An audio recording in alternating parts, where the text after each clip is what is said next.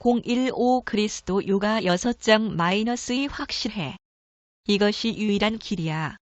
지금까지 누구도 여기 올라오는 길을 발견하지 못해서 아마도 저 가파른 빙벽에 이를 수 없었던 것 같아. 당신은 어떻게 해내셨는지 모르겠군요. 내가 말했다. 저 바위 빙벽을 타오르려고 할 사람은 세상에서 다신 아무도 없을 거예요. 바위 표면에 매달려 있는 동안 얼음을 컷해서 발판을 마련하는 것이 난점이지. 그가 겸손하게 설명했다. 내가 말했다.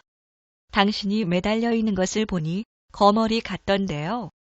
우리는 모두 큰 소리로 웃었다. 그것은 지난 몇 시간 동안의 긴장으로부터 해방되는 안도의 웃음이었다. 우리가 그 융기부에 오른 뒤 다른 사람들도 잇따라 도착하자 그날 밤을 보내기 위해 캠프를 설치했다. 이제 우리는 산 정상으로부터 2000피트가량 떨어진 곳에 와 있었다. 우리는 성공에 대한 확신에 넘쳤다. 다음 날 우리는 최종 공격을 위해 충분한 휴식을 취했다. 마지막 날 우리는 일출과 함께 길을 나서 정오 무렵 꼭대기에 도착했다. 정상에서 보니 니엔첸탕글라의 봉우리들이 저 멀리 펼쳐진 장관이 눈에 들어왔다. 반대편 계곡 아래로는 거대한 호수가 보였다. 해발 15,000피트 높이에 자리한 그 호수는 길이 50마일, 폭 30마일에 달했다. 산줄기가 호수의 오른편으로 내달리고 있었다. 호수의 이름은 남초 또는 탱리노르라 불렸다. 숫자를 세어보니 이 호수로 흘러드는 강줄기가 30개에 이르렀다. 그 강들 중 2개는 다른 것들에 비해 현저하게 컸다. 그 강의 이름은 각각 느강추와 트리추였다. 왼편으로는 아직 전인 미답의 지역이 보였다. 거기에는 단 한 명의 인간도 살고 있지 않은 듯했다. 그러나 오른쪽에는 호수변의 집이 몇 채 보였다. 수천 피트 아래에 있는 그 집들은 핀머리처럼 생겨서 마치 손으로 금방 집어 올릴 수 있을 것만 같았다.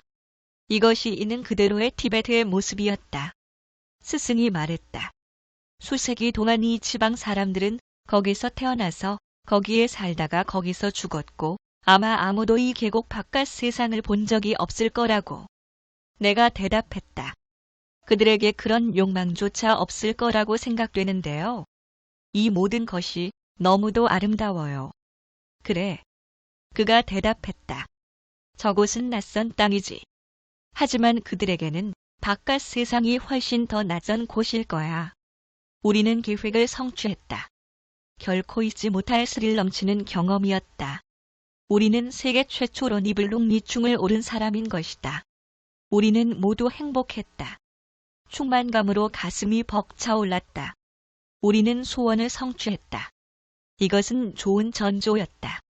내가 그렇게 말하자 스승도 동감했다. 그날 오후 우리는 하산하기 시작했다. 캠프에 도착해 보니 해가 저물고 있었다. 눈앞에 펼쳐진 그 광경의 아름다움은 필설로 표현할 수 없는 것이었다.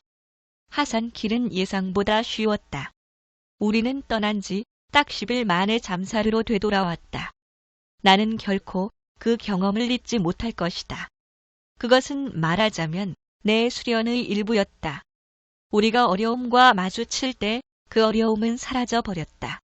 그 이후에도 항상 그랬다. 참으로 기적적으로 어려움들이 녹아 사라져 버렸다. 당신이 신을 하나의 도구로 사용하려고 하지 않으면 신이 직접 일을 한다. 당신이 당신을 통해 신이 작용하도록 내버려 둔다면 그 작용은 광대해지고 무제한적이 되며 완전하게 된다. 여기에 바로 그리스도 요가의 비밀이 존재한다. 일을 하는 것은 신이다. 그것은 진정한 믿음이다. 나는 그것이 진실이라는 것을 니블록 니충을 오르는 동안 깨닫게 되었다. 그날 밤 우리는 돌아왔다. 마을 사람 전부가 좋은 소식에 대한 기대감으로 밖에 나와 우리를 맞이하고 환영해 주었다. 우리가 드디어 일을 해낸 것인가? 모든 사람들이 기뻐해 주었다. 우리의 성공 소식은 잠사르 지방 전체로 퍼졌다. 모든 사람들이 축하해 주기 위해 마을 한가운데 회관에 모였다. 그들은 저마다 음식들을 가지고 왔다. 많은 양의 보리맥주, 창이라 불리는 전통 음료, 티베트 전통 빵의 일종인 참파 등이 있었다. 달걀들도 돌려졌다.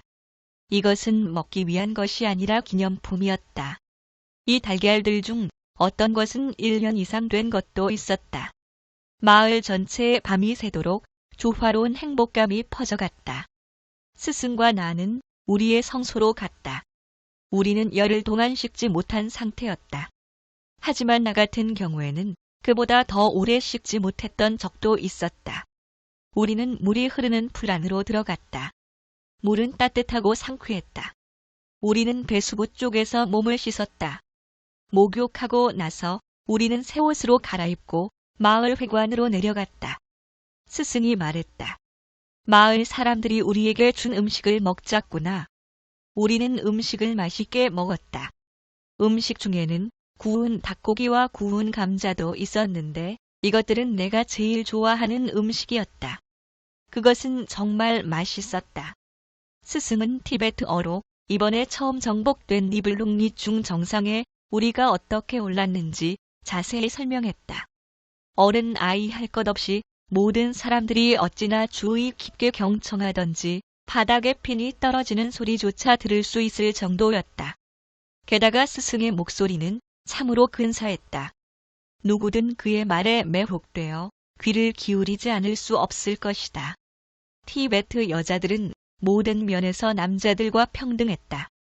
티베트 여자들 중 많은 수가 등산을 무척 잘했다. 여기서는 여자들 역시 쟁기질을 하고 땅을 파고 물을 나르고 나무를 한다. 집 안팎에서 여자들은 남자들만큼 모든 면에서 능숙하다. 특히 장사를 하는 데는 남자들을 훨씬 능가했다. 티베트에서는 노소 구분 없이 보리맥주 창을 마음껏 마셨다. 티베트 사람들은 태생적으로 낙천적이다. 서로 다투는 일을 거의 볼 수 없다. 술을 마실수록 더욱 흥에겨워했다. 농부들 사이에서는 도덕관념이 꽤 느슨하다. 아무도 그런 것에 신경 쓰지 않는다. 그날 밤 거기에는 어떤 구속감도 없었다. 티베트인들은 아이들을 무척 좋아한다. 결혼하기 전에 여자가 임신을 하더라도 그것에 개의하는 사람은 아무도 없다. 기혼이든 아니든 일정한 연령에 이른 여자에게 아이가 없는 경우를 거의 볼 수 없다. 티베트인보다 더 행복한 사람들을 세계의 어느 곳에서도 볼 수 없을 것이다. 이곳에서의 생활 조건은 겨울에 혹독하다. 동절기 동안 기온은 대부분 영하로 떨어진다. 그러나 사람들은 이런 조건들에 익숙하다. 그들은 다른 곳의 기후 조건에 대해 전혀 알지 못한다. 따라서 그들은 그것을 당연하게 여긴다. 스승은 한마디로 잠사르의 왕이었다. 노소구분 없이 모든 사람들이 그를 존경했다. 그토록 존경받는 비결은 그가 지닌 지혜와 사랑과 이해심이었다. 나는 그가 타인을 비난하거나 비판하는 것을 한 번도 들은 적이 없었다. 그는 참으로 진리의 화신이었다. 모든 조건으로부터 자유로운 그의 마음을 통해서 어떤 방해나 제한 없이 진리가 작용하고 있었다. 새벽이 되어서야 우리는 비로소 잠자리에 들 수 있었다. 그때까지만 해도 나는 피곤이 느껴지지 않았다. 하지만 일단 잠자리에 들자 세상 모르고 깊은 잠에 빠져버렸다. 깨어보니 해가 솟아 있었다. 나는 니블룽니충 산을 바라보았다. 더 이상 불타오르는 열망은 없었고 일종의 만족감이 밀려왔다. 오늘 아침 기분이 뿌듯해요. 내가 스승에게 말했다. 그래. 그가 대답했다. 그러나 이제 우리는 공부를 해야만 해. 내가 그에게 말했다. 지난번 산에서 내가 기도에 대해 질문했었잖아요. 그래서 오늘은 기도라는 주제에 대해 명확하게 말씀해 주시면 좋겠어요. 그가 말했다. 너에게 있어 기도란 무엇을 의미하지? 나는 대체로 뭔가를 원하거나 문제를 가지고 있거나 아플 때 기도를 하곤 해요. 때로는 감사의 기도를 드릴 때도 있고요. 그래. 그가 말했다. 기도할 때 너는 되게 불안정한 상태에 있지 않니? 아니면 모순에 처해 있거나 불행하거나 혼란된 상태에 있지 않니? 예, 행복하거나 만족을 느낄 때 기도하는 사람은 거의 없지요. 그렇다면 말이야. 그가 말했다. 기도가 어떤 만족감을 가져다 주는 것이 틀림없어. 그렇지 않다면 사람들은 이미 오래전에 기도를 포기했을 거야. 구하면 받게 돼. 믿음의 정도에 따라 받게 되지. 이것이 기도의 자연스러운 결과야. 그렇지 않은가? 예수는 말했지. 받았다고 믿어라. 그러면 받게 될 것이다. 이것은 진리야. 하지만 기도할 때 너는 어떤 형태로 된 만족을 추구하고 있어.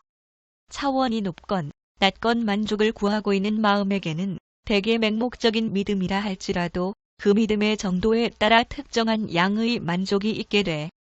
그러나 기도보다 더 중요한 것이 있어.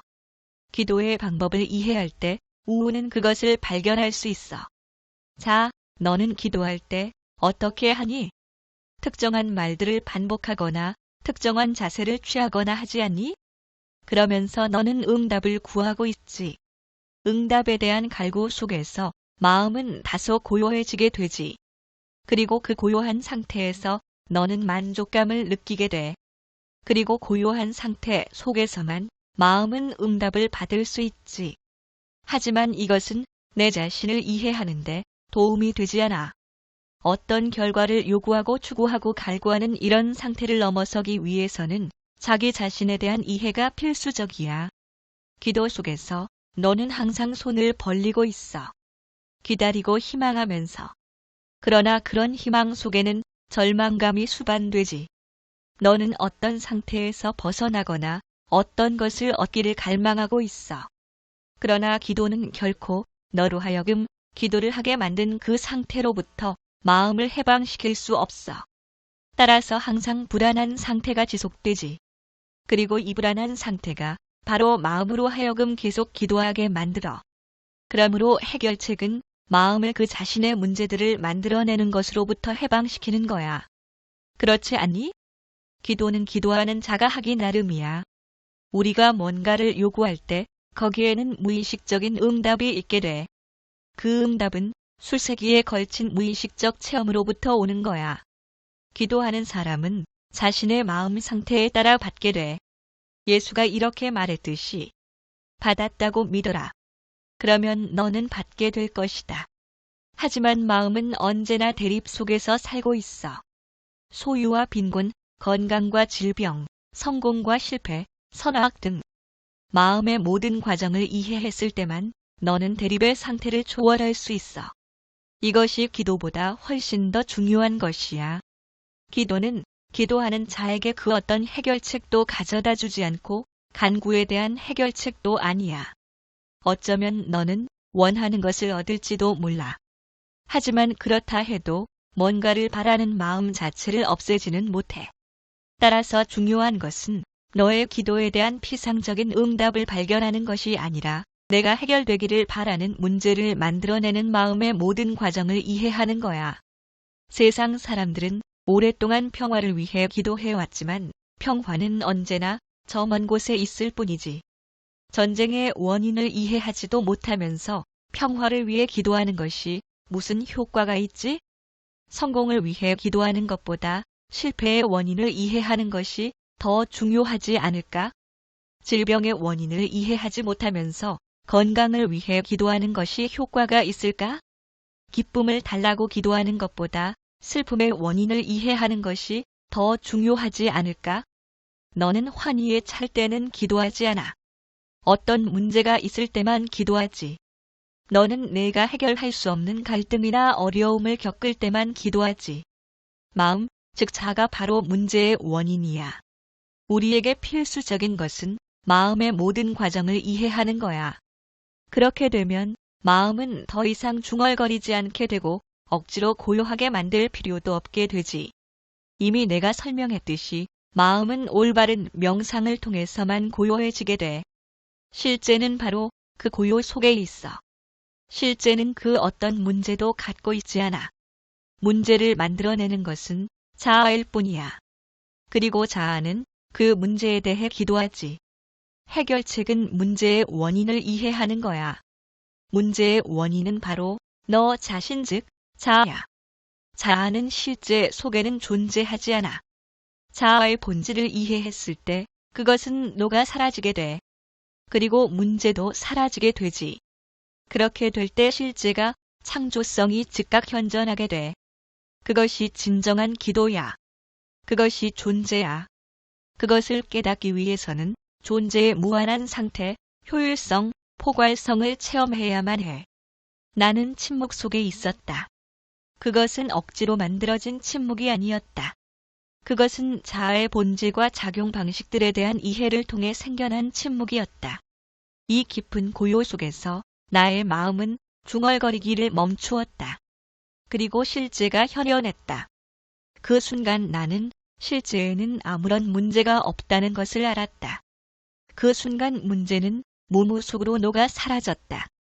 존재하는 모든 것은 실제뿐이다. 그것은 결코 창조될 수 없는 창조성이다. 문제를 만든 것은 마음 자체이다. 따라서 마음은 결코 문제를 해결할 수 없다. 하지만 마음이 이런 사실을 이해하는 순간 마음은 중얼거림을 멈추게 되고 문제는 더 이상 존재하지 않게 된다. 이것이 자기인식이다. 이 자기인식이 없는 한 해결책은 없다. 이것이 진정한 기도이다. 이것이 진정한 명상이다. 이 속에서 실제는 활동한다. 그리고 이 활동은 넓고 무한하다. 신은 그 자신의 집을 완전히 점유하고 있는